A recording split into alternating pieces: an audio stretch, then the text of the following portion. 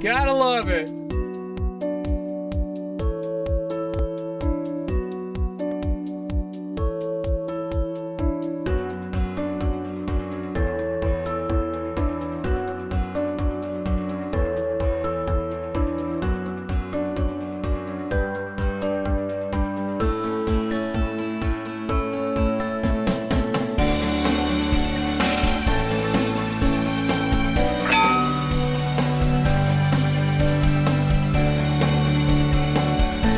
Howdy folks, it's Nito with AP 2020 Outdoors.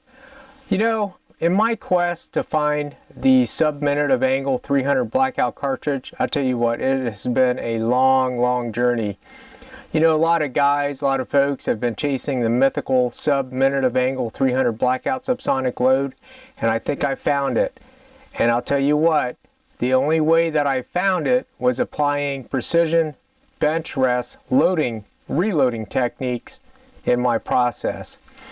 Now, some of you may or may not know about the precision bench rest reloading techniques, but I tell you what, it is absolutely a requirement to try to find that mythical sub-minute of angle load.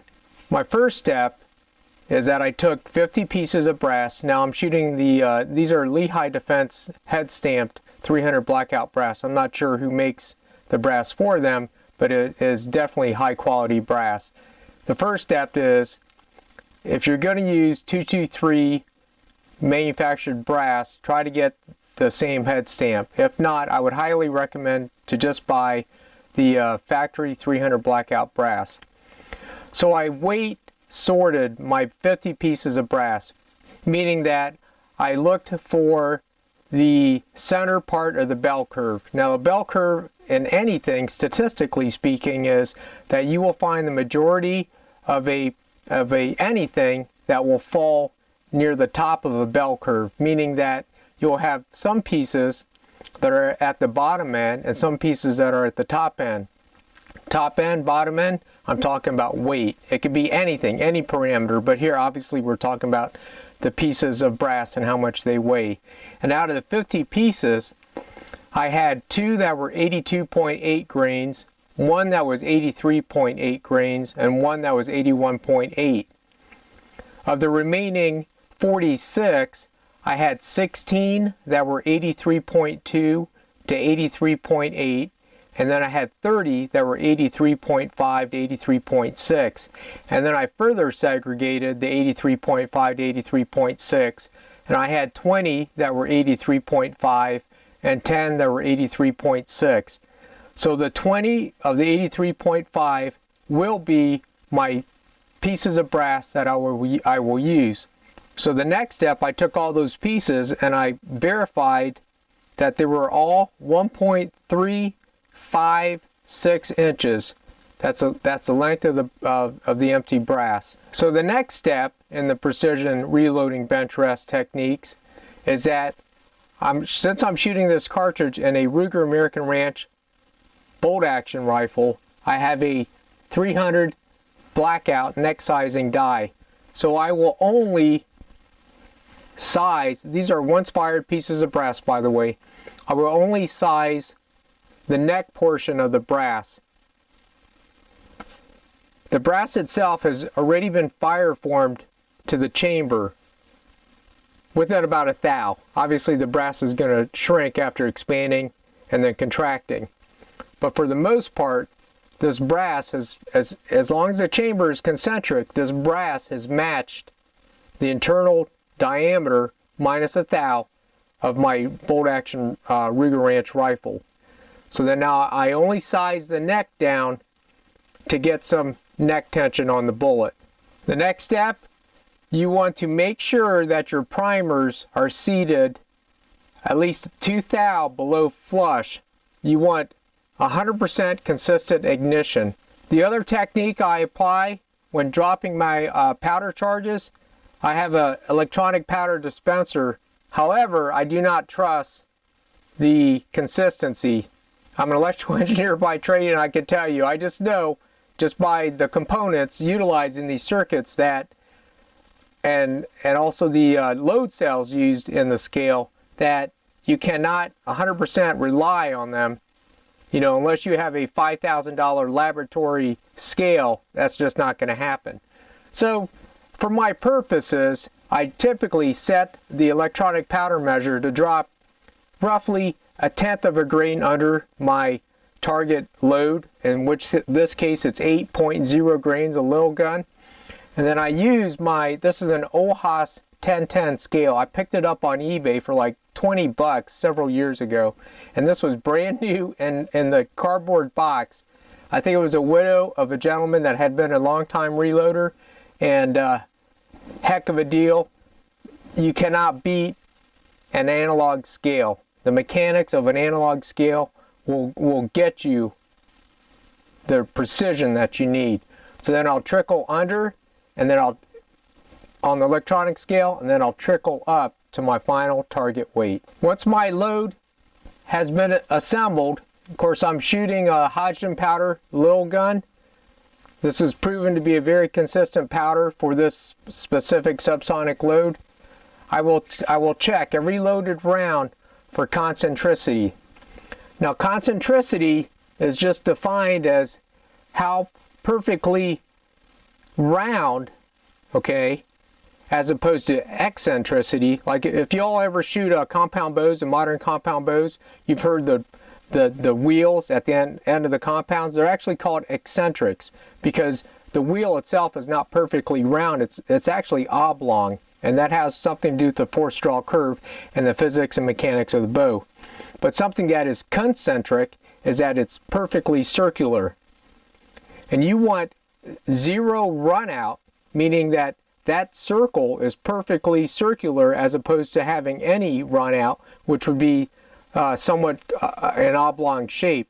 That all comes back to how accurate that load, how accurate that bullet will be released when it engages a rifling in your barrel. So I have a dial indicator. I think this one is a Starrett, and then I have a granite base, and then I just have a V block, and then just rotate slowly, and you're just going to look for any variances in the case itself on the neck region. And I know just from sorting all this brass and reloading it the first time that these pieces have less than 1 thou run out.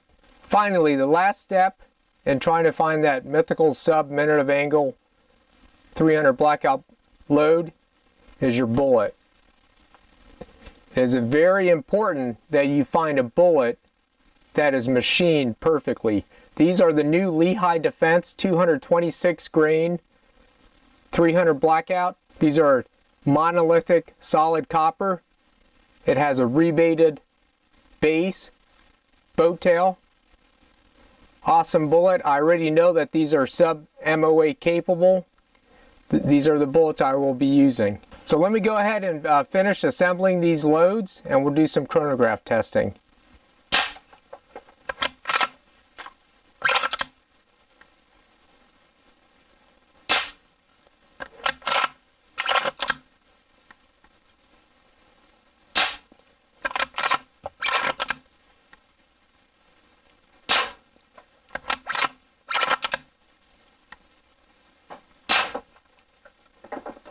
Oh man, gotta love it.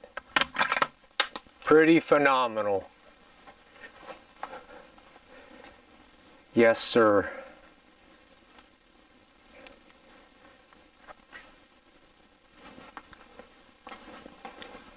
I love it when a plan comes together. All right, folks, if we look at the data, I'm very happy with the results. First shot came at 1,073. Second at 1,066, third at 1,089, fourth at 1,067, fifth at 1,061. I have a true muzzle velocity of 1,073. Spread is 28, which ain't bad. The standard deviation is right at 10.8. If you can get close to single digit standard deviations, you're doing very well. All right, folks, I'm ecstatic. You know, this is definitely a journey, a process. You know, a lot of you guys may be struggling trying to find that magical sub-minute of angle 300 blackout subsonic load. You know, like I said, you have to apply precision bench rest techniques. You know, the biggest thing is that if you think about it, the 300 Blackout Subsonic is a very, very underboard cartridge. And what I mean by underboard, you want to look at overboard cartridges. Just look at the 220 Swift, the 243 Winchester, 22-250. Those cartridges are typically have a very big case in relation to the bore diameter, whereas the 300 Blackout, the bullet diameter is almost the same diameter as the case diameter. Consequently, your loading techniques are even more critical, and the fact that, you know, we're only dropping, you know, pistol weight charges, you know, I'm only dropping 8 grains of hydrogen powder little gun, you know, everything has to come, you know, perfectly. You know, I've got a standard deviation of 10, which I'm very happy about. You know, if I really want to push it further, I can start, you know, neck turning, you know, making sure that my necks are perfect thickness all the way around, because that adversely affects your bullet tension or your bullet pull on your cartridge. But you know what? I'm pretty happy with this load. Once again, this is the new Lehigh Defense 226 grain. It's a copper monolithic solid. Next time you see me, I'll be out in the fields doing some long-range testing. Regardless, this is Nito with AP 2020 Outdoors and a tester for Lehigh Defense. Hope you all enjoyed the video. We'll see you later.